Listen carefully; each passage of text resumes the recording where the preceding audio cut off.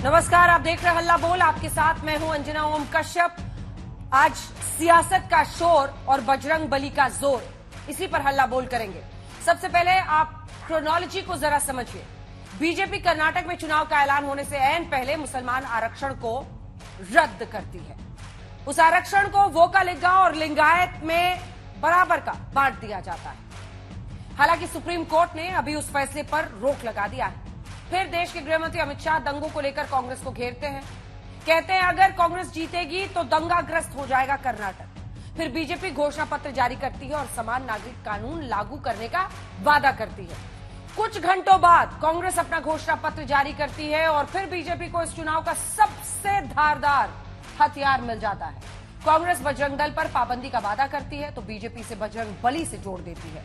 कर्नाटक में चुनाव प्रचार अपने अंतिम दौर में है और बजरंग बली मुद्दा बन गए। हालात ये है कि कांग्रेस बैकफुट पर है। राज्य में कांग्रेस के अध्यक्ष हनुमान की शरण में है और हनुमान मंदिर बनाने का वादा भी कर रहे हैं। आप फिर एक तरफ देख रहे हैं ऐसे कुछ मुद्दे या फिर जुमले जिसकी बदौलत बाजी पलट गई। आपको 2017 में यूपी में शमशान कब्रिस्तान याद होगा। बीजेपी की शानदार जीत हुई थी उस बयान के बाद।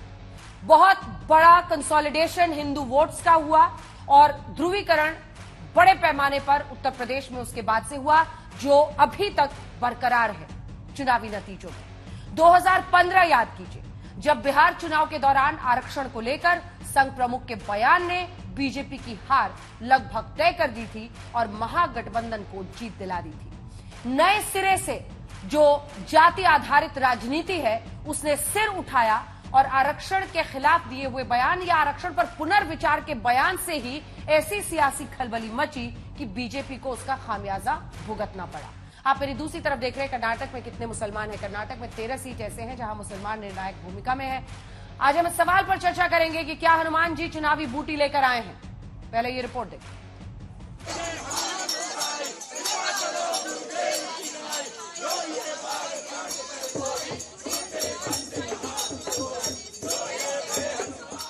बीजेपी को कर्नाटक में बजरंग बली के हाथों में जिताऊ बूटी नजर आ रही है। बजरंग बली की, बजरंग बली की। चुनावी रैलियों की शुरुआत बजरंग बली से होने लगी। बजरंग बली की, बजरंग बली की।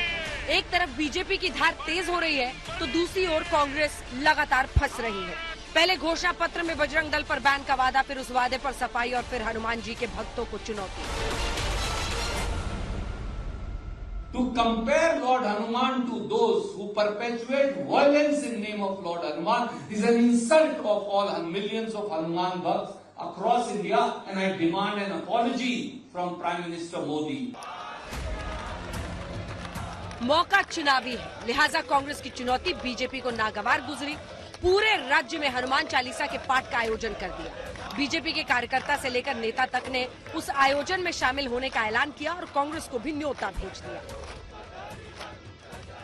They are telling that Surjewala is telling that BJP कार्यकर्ता को हनुमान चालीसा नहीं आती है, इसीलिए आज 7 बजे हम उसको सुनाना चाहते हैं।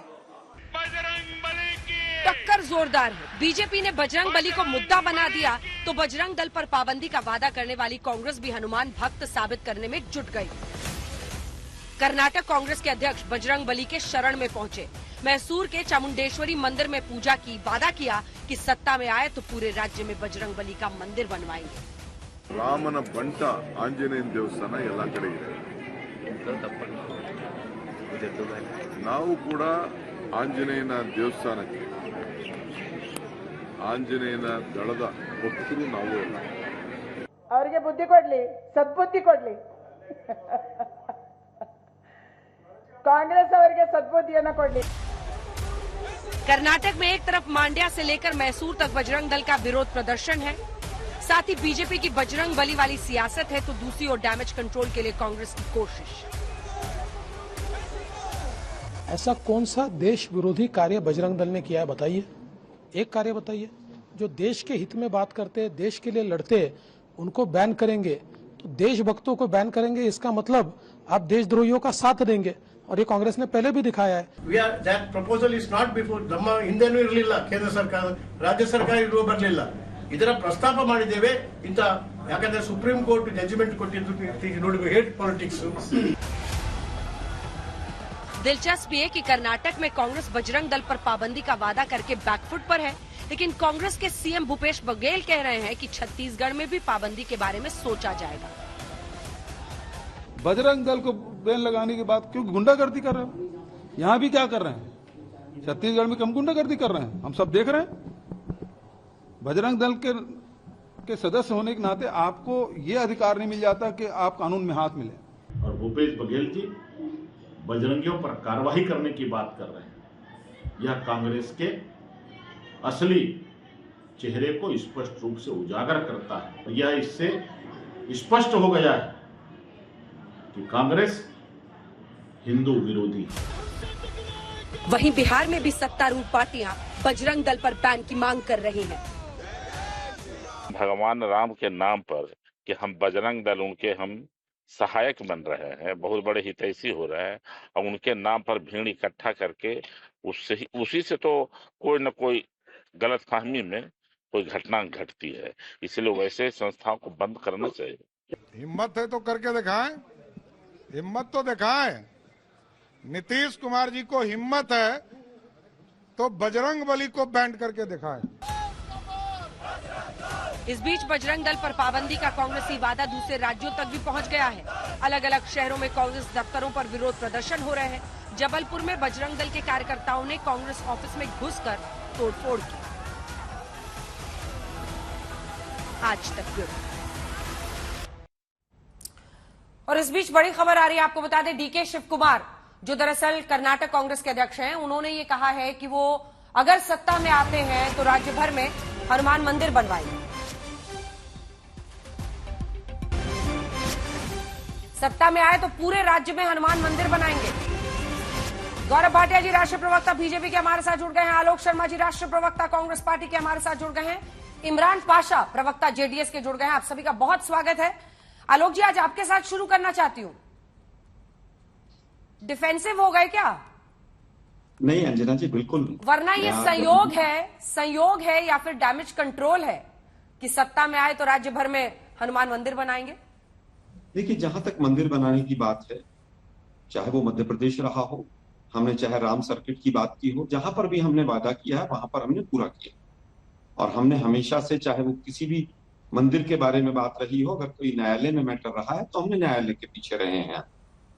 आज बात आती है कि जिस तरह से आपने अभी आज तक पर पूरा दिखाया कि पहले आरक्षण की बात, फिर दंगे वाला बयान, फिर यूसीसी यूनिफॉर्म सिविल कोड, फिर बजरंग दल की शरण में चली गई बीजेपी। बजरंग बली की नहीं, बजरंग दल की। और आप ही के टीवी चैनल पर अभी देखा कि बजरंग दल के हुड़दंगी किस तरह का आचरण कर रहे हैं जबलपुर के कांग्रेस कार्यालय, क्योंकि उनकी सरकार है, वो कुछ भी कर सकते हैं। उसके अलावा रामनवमी, पिछली 3 रामनवमी उठा दीजिए, जिस तरह का आचरण बजरंग दल का रहा है वो पूरे देश ने देखा है। ठीक है, तो पूरी तरह से आचरण में और आतंकी गतिविधियों में बड़ा फर्क होता है आलोक जी, और आप तो बहुत ही पढ़े लिखे प्रवक्ता हैं कांग्रेस पार्टी के। एक सीधा प्रश्न है, उसका जवाब दीजिएगा। क्या आप पीएफआई और बजरंग दल को बराबर का मानते हैं? इसी प्रश्न का दूसरा हिस्सा यह है कि जब पीएफआई पहले से बैंड है तो पीएफआई का नाम क्या आपने सिर्फ इसलिए लिया था ताकि बजरंग दल को आप सामने रखें, क्योंकि आपको डर है कि जेडीएस को मुस्लिम वोट ना चला जाए? दोनों प्रश्नों का सीधा जवाब दीजिएगा। अंजना जी, मैं समझता हूं जो हमारा मैनिफेस्टो है उसके 2 सेंटेंस, दोनों अलग अलग सेंटेंस है, और दोनों में कहीं पर भी कंपैरिजन नहीं कि वे दोनों बराबर है। पहली चीज। दूसरी चीज, पीएफआई आतंकवादी संगठन था, उसकी जो गतिविधियां थी वो गलत थी। उसके ऊपर लोकसभा में कांग्रेस ने भी लोकसभा तक में डिमांड की, लेकिन मोदी सरकार को 7.5 साल लग गए उसको बैन करने में। क्या ये सच नहीं? आप अपने आप को ही अपोज कर रहे हैं आलोक जी, अपनी बात में फंस जाइएगा। सुनिए ना सर बताइए। तो फिर किसी ऑर्गेनाइजेशन को कौन बैन कर सकता है, केंद्र सरकार या राज्य सरकार? देखिए, मुझे लगता है कि ऑर्गेनाइजेशन को बैन करना अगर लॉ एंड ऑर्डर से जुड़ा हुआ मैटर है, अभी आप कह तो रहे दोनों को पावर। अभी आपने कहा ना कि पीएफआई के लिए हम केंद्र सरकार की तरफ देख रहे थे, तो आप पीएफआई को बैन कर देते। अगर राज्य सरकारें ही कर सकती हैं तो आपकी जहां जहां सरकारें हैं आप पीएफआई को बैन कर सकते थे, लेकिन ऐसा नहीं हुआ ना। तो फिर ये तो आप लोग, मैं फिर कहूंगा कैसी कि गोटी खेल पीएफआई रहे का हैं? पीएफआई का पूरा मैटर होम मिनिस्ट्री देख रही थी। क्या ये सच नहीं है? और उन्होंने स्वयं कहा कि हमारी रिपोर्ट आनी है, उसके बाद कोई एक्शन लिया जाएगा। अगर कोई राज्य सरकार लेती और बाद में रिपोर्ट दूसरी गृह मंत्रालय की तरफ से आती तो वहां कंट्राडिक्शन होता। मुझे लगता है कि बीजेपी की सरकार जो हमेशा से इन चीजों के पीछे खड़ी हो रही है उसको जवाब देना चाहिए। लेकिन अब आपका एक बहुत अच्छा स्लोगन मैंने देखा आज तक पर कि बजरंग बली की बूटी किसको मिली। मैं यहां लोकल बैठा हूं अंजना जी, ये मुद्दा यहां पर दब चुका है, कोई चर्चा नहीं कर रहा है ज्यादा यहां पर। केवल मीडिया के कुछ लोग सवाल जरूर पूछ रहे हैं प्रेस कॉन्फ्रेंसेस में। मैंने 10 लोगों से आज जनता के बीच में पूछा, उन्होंने कहा कि नहीं, बजरंग दल की एक्टिविटीज इस तरह की हैं और इस तरह का आचरण उनका रहा है, और जो हमारा सेंटेंस है उसमें लिखा है as per law, we will take decision as per law. तो केवल बीजेपी उस मुद्दे के पीछे छुपना चाहती है। अच्छा, बजरंग दल की शरण में है मोदी जी, बजरंग बली की डीके नहीं। शिव कुमार जी को क्यों बोलना पड़ा कि हनुमान मंदिर बनाएंगे? देखिए, मुझे लगता है कि पत्रकार अगर सवाल पूछता है क्या आप हनुमान मंदिर बनाएंगे, तो उन्होंने कह दिया हाँ बनाएंगे। अच्छा। मंदिर बनाना क्या गलत हो गया? अच्छा, पूछने पे ऐसे ही बोल दिया उन्होंने। मैं एक बात कह रहा हूं कि क्या मंदिर बनाना गलत है, पहली चीज। दूसरी चीज, सवाल ये होना चाहिए देश के प्रधानमंत्री, आपने नॉन इशू कहा। हाँ अंजना जी, देश के प्रधानमंत्री वैसे तो एंटायर पॉलिटिकल साइंस के विद्यार्थी रहे, उन्होंने बजरंग बली को बजरंग दल से कंपेयर कर दिया। क्या ये संभव है? ठीक है, एक ऑर्गेनाइजेशन जो पॉलिटिकल लेवल पर काम करती है बीजेपी के लिए, उसकी तुलना भगवान से कर देना क्या देश के प्रधानमंत्री को चुनाव में शोभा देता है? ठीक है, गौरव जी इसका जवाब देंगे। गौरव जी, आप भी कर्नाटक में लगातार डटे हुए हैं। दूसरा सवाल ठीक है, जल्दी से जल्दी से। हाँ, मैं ये पूछ रहा हूं कि देश के प्रधानमंत्री ने बजरंग बली के नारे लगाकर और वोट मांगे, क्या इलेक्शन कमीशन सो रहा है? ठीक है, क्या दूसरा कोई दल अगर ऐसा काम करता है तो क्या इलेक्शन कमीशन शांत बैठेगा? ठीक है, गौरव जी दोनों प्रश्नों के जवाब दे रहे हैं। सरकार फेल हो चुकी है। गौरव जी, आप भी वहां पर डटे हुए हैं, दोनों प्रश्नों का जवाब दीजिए और आज आप साबित कर दीजिए कि बजरंग दल यानी बजरंग बली कहां से निकाला सर आपने?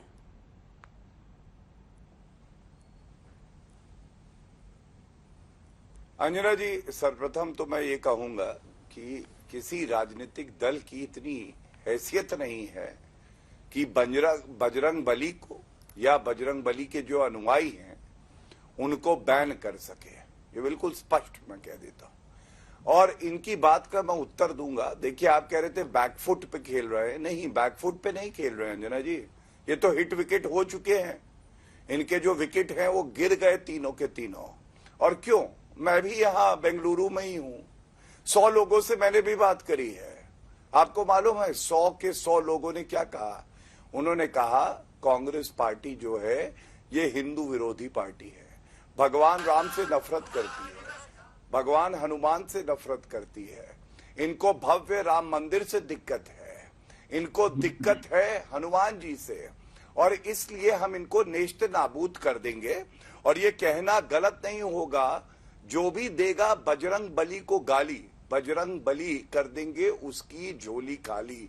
और कांग्रेस पार्टी को भी ये समझना चाहिए किस तरह से आप हिंदुओं से नफरत करते हैं। वरना अंजना जी, मुझे ये बताइए कि पीएफआई तो एक बैंड संगठन है, और पीएफआई अगर बैंड है तो उसकी तुलना आप अपने मैनिफेस्टो में बजरंग दल से क्यों कर रहे हैं?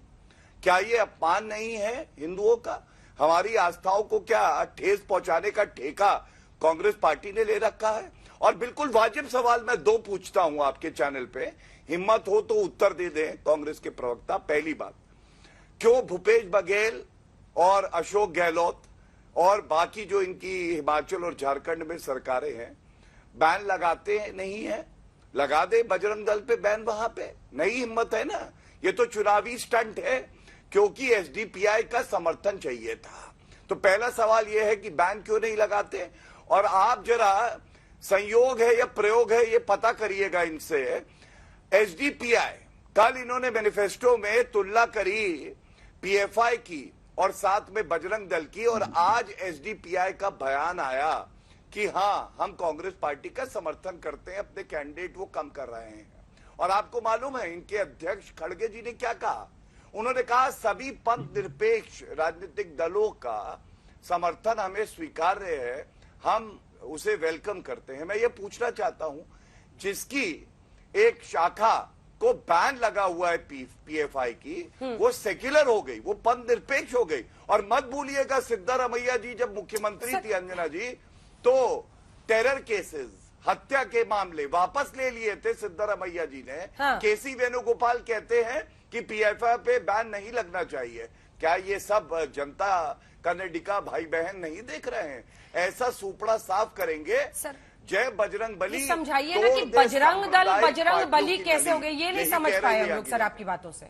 इतनी देर आपने बोला बजरंग दल बजरंग बली कैसे है, ये नहीं समझ पाए सर। हाँ, मैंने जो बोला मैं बताता हूँ, ऐसे हैं अंजना जी। बजरंग दल सबसे पहले तो बजरंग बली के ही अनुयायी सारे के सारे हैं। बजरंग दल ने समर्थन किया भव्य राम मंदिर का, और वो पूजा करते हैं, उनके आराध्य और इष्ट हैं बजरंग बली। सब करते तो हैं। टारगेट किसको किया? राम सेना को बैन कर दिया जाए तो क्या प्रभु राम क्या सब करते पर बैन कर देने के बराबर हो जाएगा? नहीं, एक मिनट, क्यों किया जाए? बट क्यों किया जाए ये सवाल नहीं है, क्यों किया जाए बताइए। एक मैनिफेस्टो आता है, आप उसको सांप्रदायिक रंग देते हैं, एक बैंड आउटफिट से आप तुलना करते हैं बजरंग बली और बजरंग दल की, क्या ये सवाल नहीं पूछा जाएगा? आप कह रहे बजरंग बली कैसे आ गए? अरे भगवान बजरंग बली नहीं आएंगे जब उनके अनुयायियों पे आप प्रहार करेंगे, हिंदुओं की भावनाओं को आहत करेंगे, हिंदू चुप रहेगा क्या? ये पूछने वाला सवाल नहीं है कि खड़गे जी ने कैसे कह दिया कि एसडीपीआई पंथ निरपेक्ष है। ये सवाल तो कम से कम पूछिए। किसी पादरी का हाथ काट देते हैं और इस्लामिक मुल्क बनाना चाहते हैं भारत को, और वो पंथ निरपेक्ष पार्टी हो गई। इमरान पाशा जी, एक बार आपके पास अब कमेंट लेने के लिए आ रहे हैं, क्योंकि आप जेडीएस को रिप्रेजेंट कर रहे हैं। आप लोगों का क्या टेक है? आप भी सत्ता में आएंगे तो बजरंग दल को बैन करेंगे, या फिर आपको लगता है कि ये सिर्फ मुस्लिम वोट की लड़ाई है आपके साथ, जिसकी वजह से कांग्रेस ने पीएफआई जो कि ऑलरेडी बैंड है उसका नाम डाला और साथ में बजरंग दल कर डाल दिया? अर्चना जी, मैं आपके सवाल का जवाब देने से पहले मैं एक सवाल करना चाहता हूँ, माफ कीजिएगा। क्या हमारे देश में हमें पुलिस फोर्स पे, मिलिट्री पे से भरोसा उठ गया है, जो हमें ऐसे ऑर्गेनाइजेशनों की जरूरत है? अभी हमारी हिफाजत करने के लिए, हमारी सरहदों की हिफाजत करने के लिए हमारी आर्मी तैनात है और हमारे स्टेट में पुलिस तैनात है। इसके बावजूद ये मोरल पुलिस का क्या काम है? मैं किसी भी दल का साथ नहीं दे रहा हूँ यहाँ पे, ना ही किसी फ्रेंड का साथ दे रहा हूँ, ना ही किसी धर्म के हिसाब से मैं बात कर रहा हूँ। मैं बोल रहा हूँ कश्मीर से लेकर कन्याकुमारी तक हर उस मजहब का, हर उस संगठन का जो ऐसे संगठन ऐसे चला रहे हैं, सबको बैन कीजिए। किसी एक संगठन को बैन करने से या किसी एक को बैन हो गया है उसके बारे में बात करने से मुद्दा हल नहीं होगा। हमें चाहिए कि जितने भी ऐसे संगठन है सारों को बैन कीजिए, और जो भी पार्टी इस काम को करने के लिए आगे बढ़ती है, चाहे वो नेशनल पार्टी हो या रीजनल पार्टी हो, हम उनका समर्थन करते हैं, हम उनका वेलकम करते हैं। ठीक है, तो आपको क्या लग रहा है, कांग्रेस ने ये जानबूझ के किया है? ये समझ नहीं आया आप लोग, आपका स्टैंड नहीं समझ में आया? नहीं, आपका सवाल ठीक है। बात यह है कि जो कोई भी गलत काम करता है, जो कोई भी अत्याचार करता है, उस पर सरकार, न्यायपालिका, पुलिस है करने के लिए, फैसला करने के लिए। और सर, पीएफआई को बैन करेंगे, बजरंग दल को बैन करेंगे, सही कहा है गलत कहा है? मैं कुछ कहूँ? अच्छा कहा है गलत कहा है? जो भी संगठन गलत काम कर रहा है बैन होना उसको बैन होना चाहिए। ठीक, बस। चलिए, मतलब आप भी सत्ता में आएंगे तो बजरंग दल को बैन करेंगे अगर वो गलत करेंगे तो? मैं किसी दल के बारे में बात नहीं कर रहा हूँ, ना ही किसी फ्रेंड के बारे में बात कर रहा हूँ। मैं कह रहा हूँ जो भी दल, जो भी ऑर्गेनाइजेशन गलत काम कर रहा है, सरकार को चाहिए कि उसको बैन करे और उसके ऊपर एक्शन ले। इसको अपने मैनिफेस्टो में डालकर दिखाना जरूरी नहीं है लोगों के लिए कि हम सत्ता में आलोक जी, अगला प्रश्न आपसे है। जी परमेश्वरन आपके नेता है, एक सेकंड सर, एक सेकंड। जी परमेश्वरन आपके नेता है, पूर्व उप मुख्यमंत्री रह चुके हैं। क्या उनका ये बयान सही है कि वो एसडीपीआई से कह रहे हैं कि आप हम लोगों को सहयोग दीजिए? एसडीपीआई के अध्यक्ष का ये कहना है, एक सेंसेशनल क्लेम है उनका, अब्दुल मजीद का, वो ये कह रहे हैं कि आपके नेता विधायक सब उनको अप्रोच कर रहे हैं कि आप हमारी मदद कीजिए, इस चुनाव में हमें सपोर्ट कीजिए, क्योंकि लगभग 19 या 20 सीटों पर एसडीपीआई जो कि पॉलिटिकल आउटफिट है पीएफआई का, वो इस बार चुनावी मैदान में है। क्या ये सही है आलोक जी? अंजना जी, परमेश्वर जी का बयान मैंने ना सुना है ना पढ़ा है, आप ही ने मुझे बताया है। और कोई एमएलए या कोई भी हमारा कैंडिडेट इस तरह के संगठन से मदद नहीं मांग रहा है। अब बात आती है कि जिन लोगों ने 10,000 पत्थरबाज छोड़े थे, आज वो किस मुंह से अपनी बातें कर रहे हैं। जिन लोगों ने हिंदू कोड बिल का विरोध किया, प्रश्नों का उत्तर ले और हर बार इसके बाद आ रही है कोई यहाँ पे एलिक्यूशन कॉम्पिटिशन सुनिए ना जरा, नहीं हर आप मुझसे बार मेरे प्रश्नों का उत्तर कोई ले भी लीजिए। त्योहार आता है, बैंक क्यों नहीं हुआ? शोभा यात्रा छत्तीसगढ़ में, निकलती है, राजस्थान में, झारखंड में, हिमाचल में उसमें पूछिए। तमंचे लेकर और तलवार लेकर जिस तरह से कुछ उग्र लोग प्रदर्शन करते हैं, क्या वो ठीक है? और अगर आप हमारे ऊपर प्रश्न चिन्ह लगा रहे हैं, तो सुप्रीम कोर्ट ने जो अभी इतनी तल्ख टिप्पणी की है कि आपको पूरी तरह से ऐसी हेट स्पीचेस और पीएफआई तो बैंड है, आपने पीएफआई का नाम क्यों लिखा ये बताइए? आपकी धूली झोंक रहे हैं ना आप लोगों की आंख में। पीएफआई तो बैंड है, बैंड है कि नहीं आलोक जी? अंजना जी, बैन वाला जो सेंटेंस है उसमें पीएफआई का नाम नहीं, उसमें सच ऑर्गेनाइजेशंस वर्ड है, और ये चीज हमें समझनी होगी। दोनों सेंटेंस अलग अलग है। एंटायर पॉलिटिकल साइंस के लोग बजरंग बली को बजरंग दल कहें या बजरंग दल को बजरंग बली कहें तो समझ आता है, लेकिन आप लोग तो काफी पढ़े लिखे लोग हैं। दोनों सेंटेंस अलग है, शांति से उसको पढ़िए, उसमें दोनों सेंटेंस बिल्कुल अलग है। वापस आता हूं, सुप्रीम कोर्ट ने ये कहा, एक मिनट, सुप्रीम कोर्ट ने ये कहा कि हेट स्पीचेस नहीं होनी चाहिए, और अगर कहीं पर भी हेट स्पीच होती है तो स्यू मोटो कॉग्निजेंस लेकर एफआईआर होनी चाहिए, और अगर एफआईआर नहीं होगी तो ये कंटेम्प्ट ऑफ सुप्रीम कोर्ट माना जाएगा। तो क्या सुप्रीम कोर्ट भी गलत है? मुझे लगता है कि मुद्दे को भटकाने का काम केवल बीजेपी कर रही है। नागालैंड में किसके साथ अकॉर्ड किया था भूल गए ये लोग। जो लोग कहते थे तिरंगा नहीं उठाने देंगे, उनके साथ सरकार जी ये गलत बात है। आतंकवादियों को इन्होंने चले जाएंगे, जम्मू कर्नाटका पे बात करने की हिम्मत नहीं है क्या? सुनिए ना भाई, सुनिए शांति। ये लीजिए, अरे क्या सुने भाई, इधर उधर की बात करते रहते हो। गाय पे निबंध लिखना है, बैल पे बात कर रहे हो। नागालैंड में ऐसे लोगों को जोड़ा जो आतंकवादी गतिविधियों से थे, ठीक है, आतंकवादियों को मंत्री बनाया। इनको किस मुंह से कोई सवाल पूछते हैं भाई? ठीक। अब वापस आता हूँ, आईएसआई से लिंक, आप ही के यहाँ मंत्री हैं ज्योतिरादित्य सिंधिया। अरे भाई हो गया अंजना जी, बजरंग दल जो है वो आईएसआई से जुड़ा हुआ है। अंजना जी आप रेगुलेट नहीं करिए प्लीज, मैं रिक्वेस्ट मैं रेगुलेट कर रही हूँ गौरव जी, एक सेकंड रुकिए, एक सेकंड रुकिए। आप अभी प्रूफ कर रहे हैं आलोक जी की टेररिस्ट लिंक्स है बजरंग दल के, है ना? हाँ बताइए, कौन से आईएसआई से लिंक्ड है बजरंग दल, किससे लिंक्ड है? मैं समझता हूँ कि ये बात तो पूरी बीजेपी को ज्योतिरादित्य सिंधिया जी से पूछनी चाहिए। उन्होंने नाम लेकर, अकाउंट्स बताकर पूरी डिटेल्स दी थी कि कैसा पाकिस्तान से पैसा आया और कैसे वो आईएसआई के एजेंट्स तक पहुंचा। मोदी साहब एक फॉर्म लगाए वहां पर ज्योतिरादित्य सिंधिया जी को, और पूछ ले वो कि भाई आपने पूरी प्रेस कॉन्फ्रेंस की। एक सेकंड सर, आईएसआई का पैसा बजरंग दल को मिला, ये कह रहे हैं आप?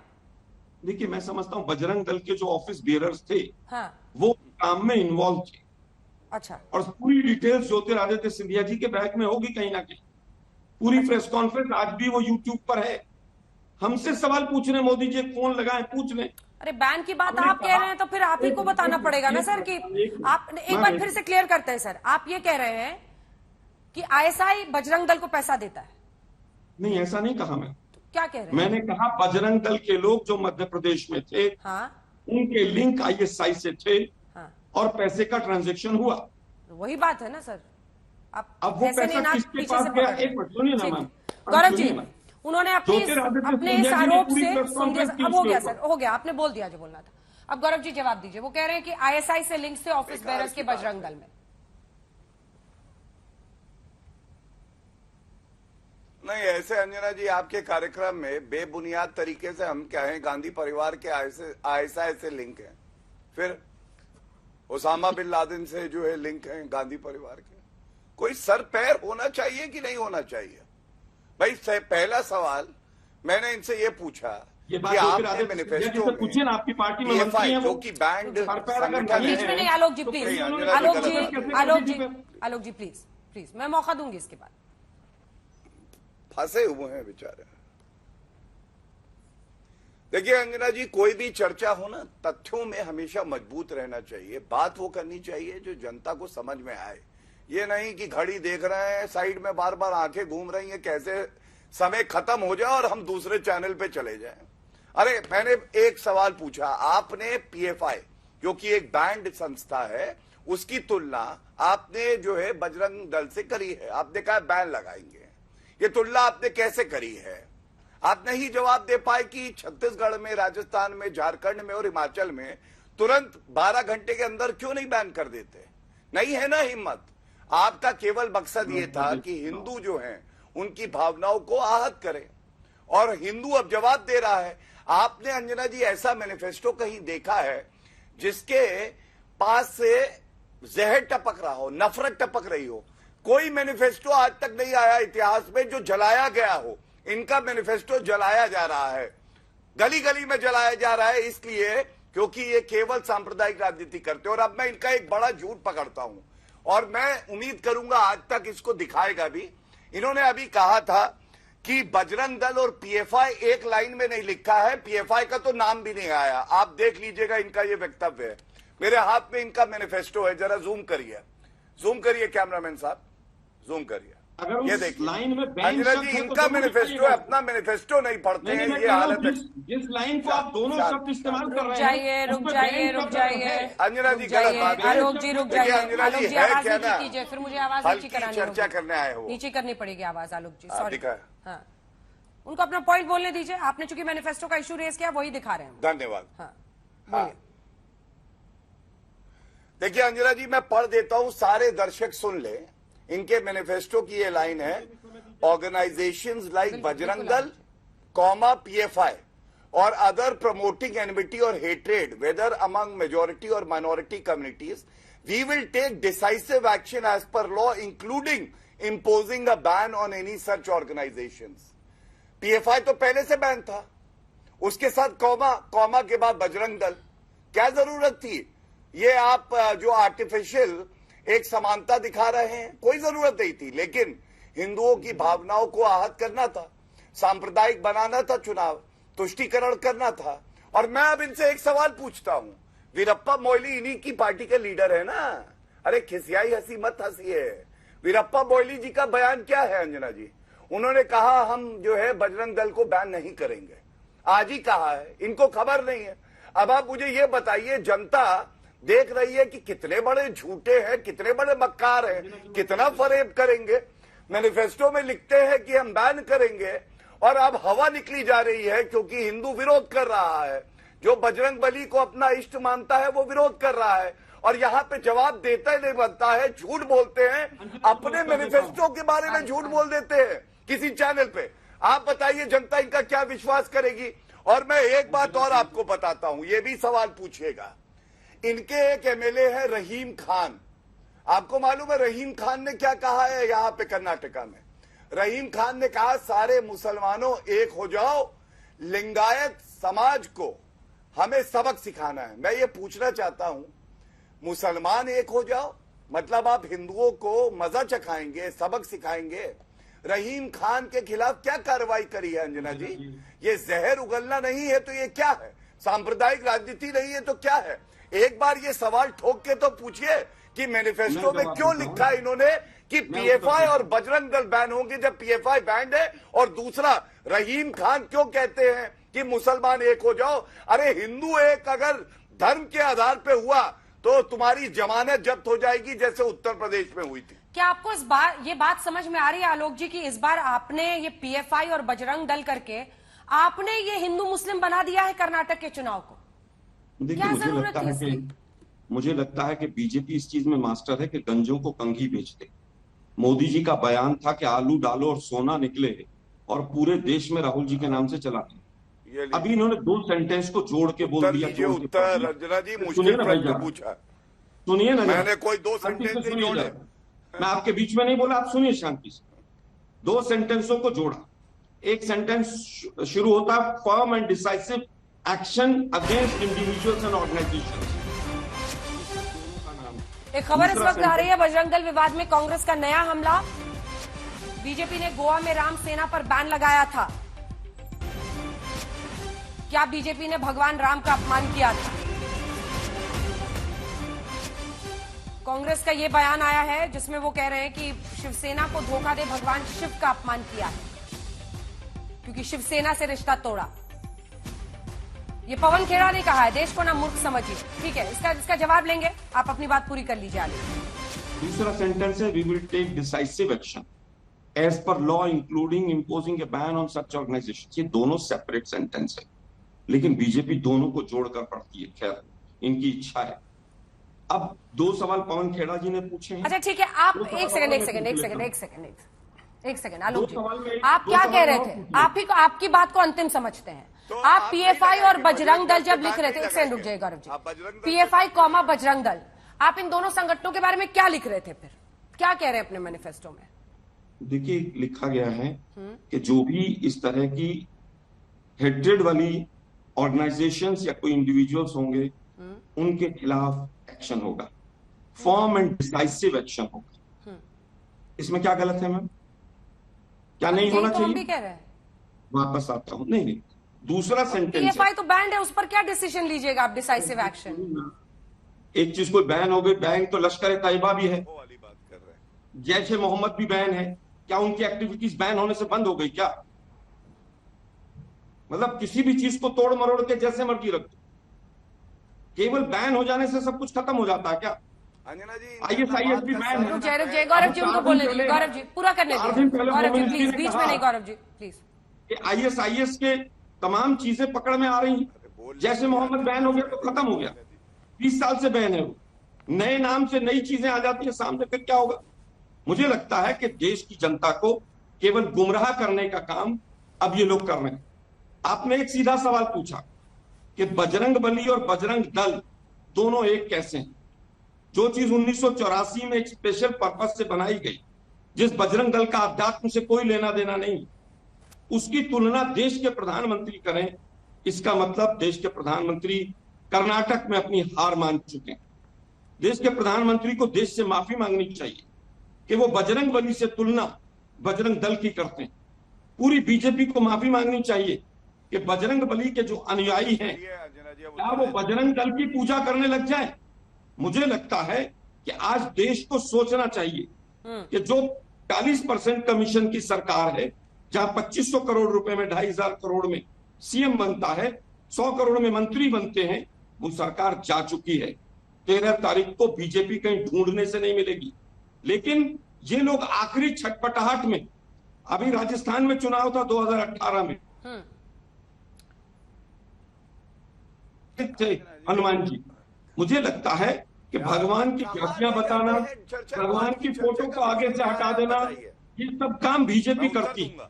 और कर्नाटक की बजरंग दल तो आप लेकर आए हैं इस बार चुनाव में, चुकी है, इस बार क्रेडिट ले लीजिए सर, चुकी है, क्रेडिट ले लीजिए। मैं तो कहती हूँ आलोक जी क्रेडिट ले लीजिए, इस बार बजरंग बली को लेकर आप आए हैं चुनाव में, ले लीजिए क्रेडिट। हम बजरंग बली को नहीं लेकर आए। अंजना जी, सेंटेंस आपको शोभा नहीं देता? सर ये सेंटेंस शोभा देता है, क्योंकि आपको भी ये पता होना चाहिए कि जब आप सुनिए तो सर, सवाल सुनिए ना, सवाल सुनिए, गुस्साइए मत इतना हमेशा तापमान ऊंचा रखिएगा तो कैसे बातचीत होगी, है ना? वरना हम भी उसी तापमान में जवाब देने लगे, बात बिगड़ जाती है हमेशा। सुनिए, बात सुनिए। देखिए, क्या आपको पता नहीं है कि बीजेपी की यूएसपी क्या है? जब आप बजरंग दल जैसी बात कहेंगे तो उसको फिर एक रंग दिया गया ना, और अल्टीमेटली चुनावों में नैरेटिव बहुत मैटर करता है। आज उसी का नतीजा है ना कि ये कहना पड़ रहा है डीके शिव कुमार जी को कि हम बजरंग बली के मंदिर बनाएंगे। तो ऐसी बातें कहनी ही क्यों है जिसमें बाद में आपको डैमेज कंट्रोल करना पड़ता है? देखिए, मैं इस बात से आपसी से सहमत हो सकता हूं कि इसको अवॉइड किया जाता तो शायद उनको मौका नहीं मिलता। हम भी यही कह रहे थे सर, आप ऐसे ही घुसा गए मतलब का। एक मिनट, लेकिन मैं केवल ये कहना चाहूंगा कि देश का प्रबुद्ध वर्ग ये मानता है कि बजरंग बली बराबर है बजरंग दल नहीं है, और ये डिबेट यहीं पर समाप्त हो जाती है इस मुद्दे के ऊपर। आज डिबेट ये है कि जो 7% बेरोजगारी दर थी वो 23% पर कैसे पहुंच गई। आज डिबेट ये है कि यहाँ के जो मठ मंदिर हैं वो कह रहे हैं हमसे 30% कमीशन लिया जाता है। यहाँ के एजुकेशन इंस्टीट्यूशन और कॉन्ट्रैक्टर्स कह रहे हैं कि हमसे हर ठेके पर 40% कमीशन लिया जाता है। ठीक है। यहाँ के तमाम बीजेपी के लोग कह रहे हैं कि वाइस चांसलर बनाने के लिए 10 करोड़ रुपए चाहिए। उत्तर देना चाहता हूँ। मुद्दे की डिबेट अब ये है। अंजना जी मत करिए ऐसा, अच्छा नहीं लगता, पूरा देश देखता है। क्या 5-5 मिनट बोल रहे हैं एलिक्यूशन, आप भी बोल रहे हैं? अपने टाइम पे घड़ी टाइमर लगा लीजिए और बोलना शुरू कीजिए। हाँ नहीं अंजना जी आप मुझे 2 मिनट कम दे दीजिएगा, कोई बात नहीं। आज का जो विषय है ना उसी पे बोलूंगा, इधर उधर की बात नहीं करूंगा, भारत भ्रमण पे नहीं निकलूंगा, वादा करता हूं मैं आपसे। सुनिए, सबसे पहले इन्होंने आपके चैनल पर कहा कि पीएफआई शब्द का इस्तेमाल नहीं हुआ। मैंने दिखा दिया मैनिफेस्टो में, मैंने कहा दोनों सेंटेंस अलग अलग पकड़ा गया, उन्होंने बदल दिया। आलोक जी देखिए, ना बोले शांत करा। देखिए आलोक जी ये गलत बात है, प्लीज सर। अंजना जी अभी भी झूठ बोल रहे, मैंने कभी नहीं कहा कि पीएफआई वर्ड नहीं। दर्शक देख लेंगे कि क्या कहा है आलोक जी ने, इक्वल नहीं किया। और मैं केवल इतना कहूंगा, सुनिए बोलिए। अच्छा अंजना जी प्लीज बोलिए उन्हें। हाँ धन्यवाद। देखिए अगर इस तरह के कुतर्क दिए जाएंगे कि सेंटेंस अलग है, अंजना जी इन लोगों को कोई पढ़ाई करा सकता है क्या? अरे सेंटेंस अलग हुआ, भाव क्या है? दोनों सेंटेंस पढ़िए और पीएफआई का नाम है। मैंने आपसे एक सवाल पूछा, पहला छत्तीसगढ़, राजस्थान, झारखंड, हिमाचल क्यों नहीं बैन किया अगर आप यहां लिखते हैं? आपने कोई उत्तर नहीं दिया लोग जी। तीसरी बार पूछ रहा हूं। मैंने दूसरा सवाल पूछा, खड़गे जी ने, एसडीपीआई ने समर्थन किया, अपने कैंडिडेट कम करने की बात करी, उनसे प्रश्न किया गया, उन्होंने कहा पंथ निरपेक्ष राजनीतिक दल अगर हमें समर्थन करते हैं तो इसका स्वागत है। मैं पूछना चाहता हूं, पीएफआई एसडीपीआई की ही एक संस्था है, पीएफआई बैन हो गया, एसडीपीआई पंथ निरपेक्ष कैसे हुआ? आपने कोई उत्तर नहीं दिया। तीसरा, मैंने रहीम खान के बारे में बताया, कांग्रेस के एमएलए जो कह रहे हैं मुसलमान एक हो जाओ, लिंगायत समाज को हमें सबक सिखाना है, उनकी औकात दिखानी है, यही सारांश था ना उसका। और आप मुझे बताइए, हिंदुओं की भावनाएं आहत ही हुई होंगी, आपने कोई उत्तर ही नहीं दिया। आप चले गए कश्मीर, आइए चलिए राजस्थान, आइए चलिए नॉर्थ ईस्ट। मैं आपसे जो सवाल पूछ रहा आपने उत्तर नहीं दिया। और मैं अंजना जी बताना चाहता हूं एक बात, आपने कहा बीजेपी की यूएसपी, बीजेपी की यूएसपी अंजना जी ये है कि भव्य राम मंदिर बनाएंगे, और ये वादा पूरा करके हमने दिखाया। ये लोग तंज कसते थे, राम मंदिर वहीं बनाएंगे, तारीख नहीं बताएंगे, याद है ना वो सारी चर्चाएं। 4 प्रदेशों की सरकार को न्यौछावर कर दिया। ये है भारतीय जनता पार्टी का समर्पण हिंदू अस्मिता के लिए। हम संविधान से चलेंगे, लेकिन कोई अगर हिंदू अस्मिता के साथ खिलवाड़ करेगा तो ये सहन भी नहीं करेंगे। ये हमारी यूएसपी है। अब इनकी यूएसपी देखिए, इनकी यूएसपी ये है कि राहुल गांधी सिद्दीकी कप्पन जो कि पीएफआई के सदस्य है, प्राइमा फेसाई ये मुकदमा उन पे चल रहा था, 2 साल जेल में रहे, मिलने गए थे राहुल गांधी उनके परिवारजनों से। केसी वेणुगोपाल ने कहा कि हम बैन नहीं करेंगे पीएफआई को। और चेक कर लीजिएगा, रामालिंगा रेड्डी मंत्री थे जब सिद्धारमैया मुख्यमंत्री थे, होम मिनिस्टर, उनसे मांग की गई कि बीजेपी और आरएसएस के वर्कर्स को मार रही है, और उन्होंने कहा मैं पीएफआई पे बैन नहीं लगाऊंगा। चुनाव से पहले मुकदमे वापस हुए और उसके बाद एसडीपीआई ने अपने कैंडिडेट वापस लिए। और अंत करूंगा एक ही बात कह के, तो 6 दिन बचे अंजना जी पूरी तरह से इंतजार ही नहीं है, 6 दिन का इंतजार है, जिसके बाद जनता वोट करेगी। आप सभी का बहुत धन्यवाद हमारे साथ इस चर्चा में जुड़ने के लिए। लेकिन बड़ी खबर इस वक्त आ रही है, अपने दर्शकों को जरा बता दें, और वीडियो भी हम आपको दिखाने वाले हैं, क्योंकि सामने आया है टिल्लू ताजपुरिया की हत्या का वीडियो, और 4 लोग हमला करते दिख रहे हैं। गोगी बिश्नोई गैंग के लोगों ने यह हमला किया था तिहाड़ जेल में, और ये वीडियो आप देख रहे हैं। इसमें व्यूअर डिस्क्रिप्शन रखने की बात हम कहेंगे, क्योंकि ये तस्वीरें आपको विचलित कर सकती हैं। तिहाड़ जेल में टिल्लू ताजपुरिया का सनसनीखेज उसकी हत्या का सीसीटीवी फुटेज सामने आया है, आज तक के पास मौजूद है। टिल्लू ताजपुरिया की हत्या 2 मई को तिहाड़ जेल में हुई थी। गोगी गैंग के 4 बदमाशों ने हमला किया था, और ये पोल खोलता है जेल प्रशासन का, ये पोल खोलता है जेल प्रशासन की उन करतूतों का, जिनकी वजह से आज ये नौबत आई हुई है कि तिहाड़ जेल में लगभग 1 महीने के अंदर ये दूसरी हत्या की खबर आई है और अब तो ये वीडियो सामने है। आप देखिए वहां पर अन्य लोग मौजूद हैं, सबके सामने में ये सब कुछ हो रहा है। कहां पर है जेल प्रशासन, कहां पर है सुरक्षा जेल की, ये समझ से परे है। और जेलों की ये हालत जेल प्रशासन की पूरी पोल खोलती है। शर्मनाक स्थिति है जेल में, जहां पर जिम्मेदारी होती है जेल प्रशासन की कि कैदियों की सुरक्षा वहां पर रहे जो सजा काट रहे हैं। लेकिन देखिए तिहाड़ जेल का ये वीडियो सामने आया है, टिल्लू ताजपुरिया की सनसनीखेज हत्या का ये सीसीटीवी फुटेज आज तक के सामने है। जो अन्य लोग वहां पर मौजूद है कैदी, वो सब आकर चिल्ला रहे हैं, आवाज दे रहे हैं, उनको रुकने को कह रहे हैं, लेकिन न जाने जेल प्रशासन कहां है।